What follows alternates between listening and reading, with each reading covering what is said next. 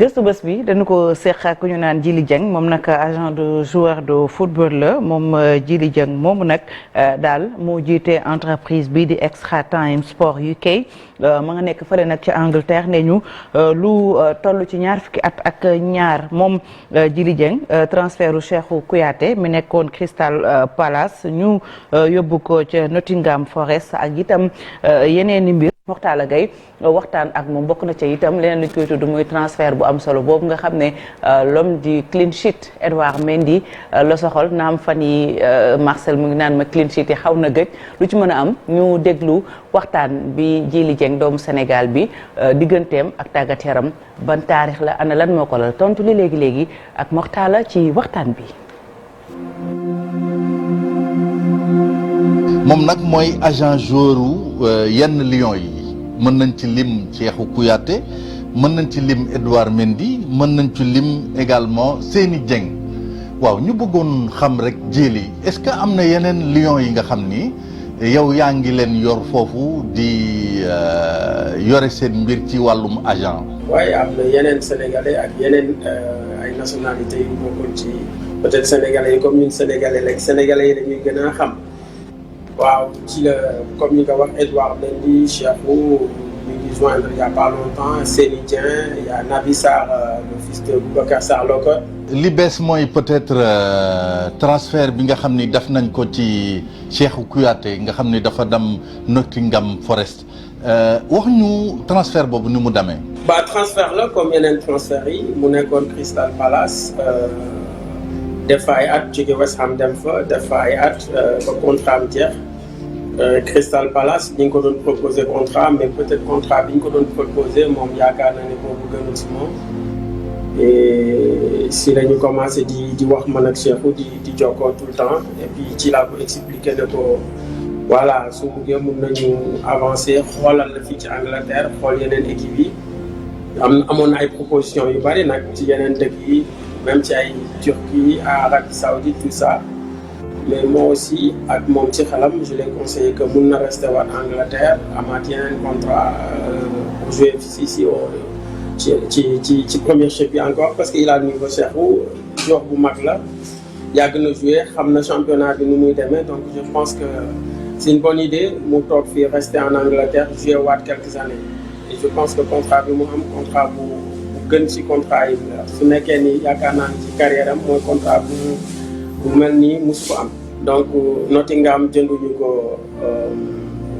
transfert free transfer la donc fayuñ ci benn xaalis pour transfert parce que Cheikhou dafa libre. est-ce que mën nga ñu wax ci ñoom seen comportement ci seen club est-ce que am nañu possibilité ñu seen leen par exemple première ligue parce que ñu ngi ci première chiffre bi.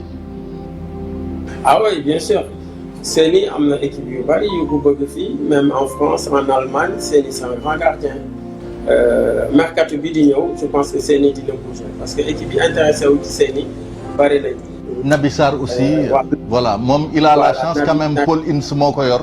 exactement Naby amoon na ay offre en Allemagne dem nañ man ak moom man dem naa Allemagne plusieurs fois moom ñëw na dem na xool équipe yi visiter yëpp gars yi sonnoon nañ ci mais Paul daf ci jàpp trop ne moom dafa bëgg Naby on a tout fait Naby aussi il a choisi de rester en Angleterre. waaw bu ñu waxee Djily Dieng dañuy wax souvent Edouard Mendy lan mooy sa rapport ak Edouard Mendy. waaw Edou c'est avant tout c'est un frère voilà c'est mon genre mais nekkul football rek ak agent Edou c'est un frère pour moi c'est un frère et Edou dafa bokk ci sama famille donc Edou dañu am ay relations yoo xam ni dañu dépasser cadre agent ak joueur. est-ce que ci sa entreprise bi Extra Time Sport mën nañu jàpp ni transfertu Edouard Mendy jugee ren dem Chelsea mooy sa transfert bi gën a mag ci yow entreprise bi ngay gérer comme agent de joueur. bokk na si waaw yu gën a mag parce que bu fàtte ni am na ay transfert yu mag a mag yu bari yoo xam ni def nañ ko mais bu Edou bi dafa nekk bu spécial parce que ak fu mu jaar ak carrière am ak fu mu jóge ba egg si Chelsea ak trophée yi mu gagné Champions League gagné ay trophées yu jeex coupe du monde des clubs coupe bi mu gagné ci année boobu donc voilà donc moo tax Edu moom c'est spécial quoi. est-ce que di nga taxaw di wax ak moom parfois ci par exemple yenn défaut yi muy am par exemple jeu de pied bi ñu koy reproché ak boulet bi mu jot a def semaine dernière ba le passé est-ce que di ngeen ci wax ci yu mel noonu par exemple. jeu de pied Edu man gisuma si problème d'accord jour bu nekk pour man na ngay def erreur day am. voilà ñun dañuy def erreur muy man muy yow mais après ci match toujours day am mais jeu de pied bi je pense que Edu soo xoolee footballam tànk yi mun na football trop après il y a des erreurs on rectifie. mais ça n'affecte pas son moral. Ah non du tout non quand même ça arrive et après professionnel la yaa gën a xam na de haut niveau donc loolu day am su amee après da nga koy fàtte jublu ci match bi si kanam. fexe ba bi si kanam loolu du amati quoi. agent de jour nan nga ci duggee. maa ngi defagum fii presque 22 ans ngi nii léegi si dëkk bi Angleterre et avant tout recruteur laa woon fii quoi comme li ñuy wax scout équipe yu bari dama leen doon recruter entraîneur yu bari fii. le déclic est venu d'où nan nga def ba voilà nga dugal ci engagé wu ni man ci lii laa bëgg a réussir par exemple. football moom bu sa nekk sama lépp. même football naa Sénégal doon naa football nawetaan jóge nawetaan football fii. ban équipe nawetaan. Mboose Lat Dior bu Kaolack Lat Dior Kaolack football naa fa cadet football fa senior d'ailleurs cadet bi sax man maa nekkoon capitaine équipe bi yàgg naa football. maanaam benn footballeur bu raté comme on dit entre guillemets quoi. footballeur bu nekkul bu demul ci kaw quoi nekkul professionnel footballeur quoi c'est ça surtout. mais ban poste nga doon football. Ouais. parce que c'est intéressant ñu xam. waaw doon naa football latéral gauche et souvent aussi doon naa football milieu terrain comme milieu défensif. latéral gauche à la Maldini wala Roberto Carlos wala Branco. non Roberto Carlos parce que j'étais plutôt offensif que défensif. donc lu ëpp da ko doon monter dama gaawoon nag damay monter rek def ay centre en mouvement. relation yi nga am ak Sénégal est-ce que di nga faral di ñëw Sénégal di nemmeeku mbokk yi.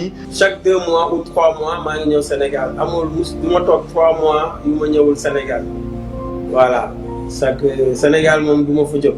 lu tax ñu seetlu ni joueurs sénégalais yi. dañu wàññeeku première ligue yow loolu jaaxalu la. est-ce que dañu wàññeeku.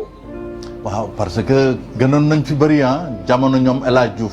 waaw non je pense que léegi itam bëri nañ fi boo xoolee équipe yi sénégalais yi fi nekk bëri na parce que am na ci ay sénégalais yu bëri yoo xam ni gars yi xamu leen ba ci championship bi deuxième division bi am na ay boy yu bëri donc soo xoolee sénégalais yi fi nekk léegi mot na équipe te am nañ fa ay jeunes yu bëri yoo xam ni peut-être Sénégal xawagu leen ñu bëri nekk ci deuxième division bi boy yu bëri nañ ci tamit ñu ngi fi mais yaakaar nga ni daal voilà sénégalais yi ñi ngi représenté voilà ñi ngi porté haut le drapeau du Sénégal foofu ca Angleterre.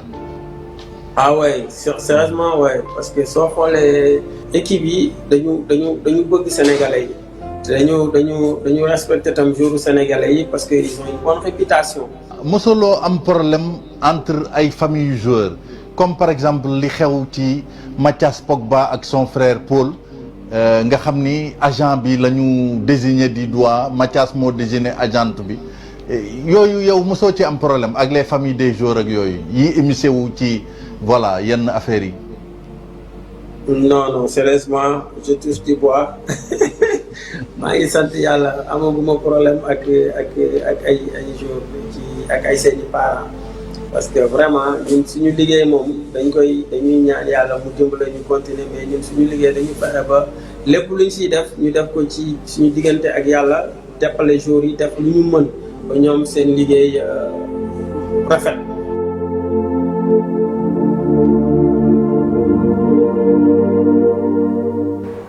aywa mu nekkoon Djily Dieng nekk foofee ca Angleterre di def liggéey bu am solo El Hadj Malick Thiandoum. mi ngi def liggéey bu am solo. parce que gis nga transfert dafa xaw a doy waar. dafa bari ay ndëgg sërëx yu ci nekk. ci contrat yi nga xam ne moom la ñuy signer joueurs yi. donc il faut nga nekk un agent bu nga xam ne am nga expérience mais aussi mën nga décrypter li nga xam ne mooy contrat yi ak ndëgg sërëx yi nga xam ne moom lañ ciy dugal. mais aussi il faut nga nekk négociateur bu baax pour que non seulement joueur bi intérêt yëpp nga préserver ko ses intérêts d'abord financiers parce que loolu daf ci am solo mais aussi sa carrière sportive daf ci am solo moo tax waxtaan bu am solo lay laaj diggante joueur bi ak agent bi fan moo gën ci moom ban contrat moo gën ci moom ban période la war a dem loolu yëpp da nga ko war a xool war ko càmbar ban contrat ak durée contrat bi loolu yëpp da nga ko war a càmbar. donc moom Djiby mu nekk nga xam ne vraiment bu ñu xoolee rek. ki mu yor muy Cheikhou Kouyaté. nga xam ne du n'importe qui parce que Cheikhou ko xool parcours am depuis Yego. jaar fi nga xam ne moo di Belgique ba fële ji Angleterre. ak club yi nga xam ne joué na fa yëpp tey jii à 32 ans. il parvient quand même à négocier pour lui un très bon contrat à Nottingham Forest. loolu wane na ni moom c'est un agent vraiment très très très très sérieux parce que milieu bi dafa bari ay agents véreux. bari na ci ay ñu nga xam ne sax mun naa leen tuddee ay négrier ndax booy yi nga xam dañuy rêver nekk professionnel jóge fii dem France ñu ci bari des fois dañuy tomber ci loxo yi agent yu nga xam ne lañ leen di defloo wala lañ leen di signaler dara du ca baax wala boog ay courtier la ñuy doon sax à la limite mais vraiment Djiby moom c'est quelqu'un qui travaille avec beaucoup de sérieux et puis contrat yi muy décroché mun nañu wax ne ay contrat yu baax a baax la ndax ku ci mel ni Edouard Mendy c'était pas évident niveau bi mu jógee ak niveau bi mu egg nga jógee ci championnat de France nekk ren dem Premier League dem ci équipe bu nga xam ne équipe bu mag a mag la muy Chelsea toj fa nekk fa titulaire indiscutable je pense que loolu aussi c'est une grande prouesse maintenant bi ko desee mooy Seny Dieng Seny il est sur une très bonne dynamique pente une bonne dynamique début de saison bu extraordinaire lay def actuellement nii bari na club yu koy ciblé il est encore jeune donc il faudrait peut-être que mu lijjantil ko contrat bu nga xamante ni contrat bu baax la club bu baax te il a l'avenir devant lui Naby Sarr aussi le fils de Boubacar Sarr Locotte moom tamit c'est un joueur bu nga xam ne il a de l'avenir il a également un vécu yor joueur yu mel noonu dafa baax ci ku mel ni Dieng parce que loolu day wane ni agent bu baax la. Il est 7h39 en 30 secondes Ibo laata ñuy dem RFM. je profite rek di rendre hommage à Pape Diouf nem si yàlla. donc mënuñu wax agent joueur wala manager des footballeurs africains même wala sax. adduna bi te boole wax ci moom tamit bokk na ci ñi nga xamante ne xàll nañu yoon bi ñoom Seydi liggéey fii liggéey bu mucc ayib ba inspiré ñi nga xamante ne Thierno Seydi il est bon waaw wax naa ko léegi mu doon la nga xamante ne ils ont beaucoup fait dans le domaine du sport surtout di conseil yi nga xamante ne ñooy yor footballu Sénégal loolu lu am solo. Très bien il est 7h40 ngi dem RFM fàttali leen rapidement ñaareelu pàcc bi daañu dalal docteur Boubacar Bari chercheur en hydraulique IPAR et puis Abdoulaye